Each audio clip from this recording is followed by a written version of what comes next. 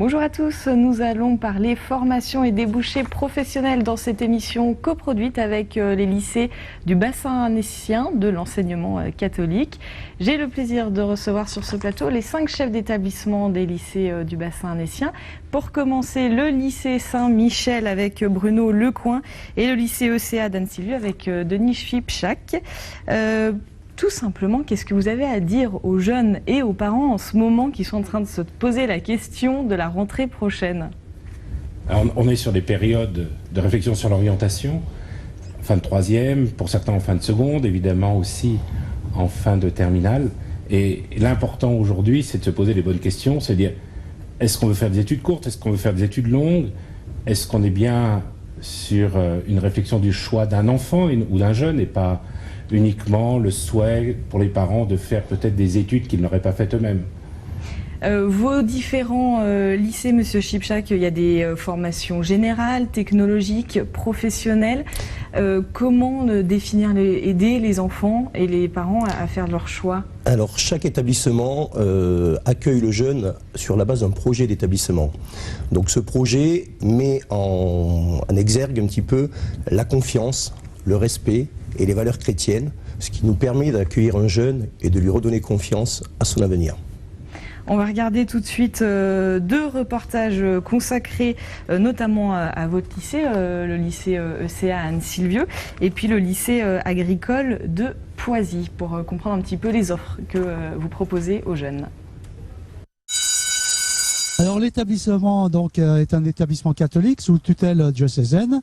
C'est un établissement qui dispense des formations d'enseignement professionnel du CAP au bac professionnel dans différents domaines de l'habitat et de l'industrie que sont le secteur de la menuiserie, le secteur de la métallerie, le secteur de la maintenance industrielle, de la microtechnique et de l'électrotechnique. Alors les secteurs évidemment les secteurs du bâtiment et de l'industrie sont à forte employabilité, on constate toutes les années après enquête un bon taux d'insertion dans les entreprises du bassin annécien essentiellement. Alors les élèves qui viennent ici au sein de l'établissement sont des élèves qui sont orientés après la 3e dans les collèges du bassin de l'enseignement catholique et également les collèges de l'enseignement public. Alors peut-être que le mieux c'est qu'un de nos élèves vous présente la filière dans laquelle il se trouve actuellement. En fait j'ai choisi cette filière parce que je voulais faire un métier manuel et je ne m'étais pas destiné à faire des longues études, donc je voulais faire un métier, un bac professionnel sûr, et puis j'ai trouvé cette école qui était assez près de chez moi et puis voilà, et ça m'a plu et il y a beaucoup de manuels et puis on a beaucoup d'heures techniques dans la semaine, donc c'est assez sympathique. Tu penses que c'est facile de trouver du travail avec un métier manuel? Ouais, je pense plus que dans les métiers qui sont dans les bureaux et tout ça, je pense que ce sera mieux. Il y aura du travail pour les années suivantes. Moi j'ai déjà fait plusieurs stages et ça m'a bien beaucoup plu et puis je vois que les entreprises ils ont du travail et ils ne manquent pas. Dans le secteur du bois, les entreprises ont du travail.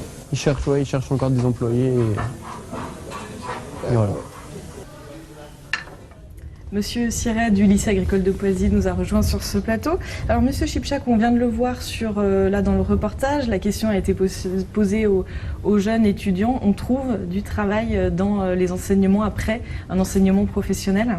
Alors effectivement, les statistiques nous le prouvent, 80% de nos jeunes trouvent un emploi à la sortie d'un bac pro. Et 20% poursuivent leurs études sur des BTS.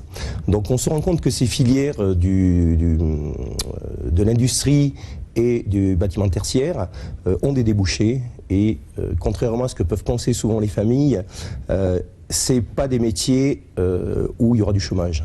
Le bâtiment a repris, l'industrie fonctionne, donc les jeunes n'ont pas de mal, se font repérer par les maîtres de stage et ont du travail à la sortie. Et Monsieur Schipschak, vous l'avez un petit peu dit, il y a aussi des vraies possibilités de poursuite d'études. C'est pas une fin en soi, un lycée professionnel. Les formations, que ce soit du CAP et les bacs pro, il y a toujours une possibilité de poursuite d'études. Un jeune qui veut continuer peut continuer après un CAP, rejoindre un bac pro, après un bac pro, un BTS, une licence. Il y a toujours un moyen de poursuivre et de s'améliorer. Donc ce n'est pas une fin en soi de dire je prends une voie professionnelle en disant après le CAP je vais trouver du travail, après le bac pro je vais trouver du travail. Les possibilités existent, mais ce n'est pas une obligation. Comment, qu'est-ce que vous avez à dire pour attirer dans ces filières où vous avez peut-être un peu plus de mal à recruter? Faire confiance aux professionnels. Les enseignants sont aussi des professionnels et les débouchés existent. Ils sont là, il suffit de regarder les statistiques, de regarder tous les jours autour de nous. On a toujours besoin d'un menuisier, d'un électricien et aussi bien de personnel pour s'occuper de la nature.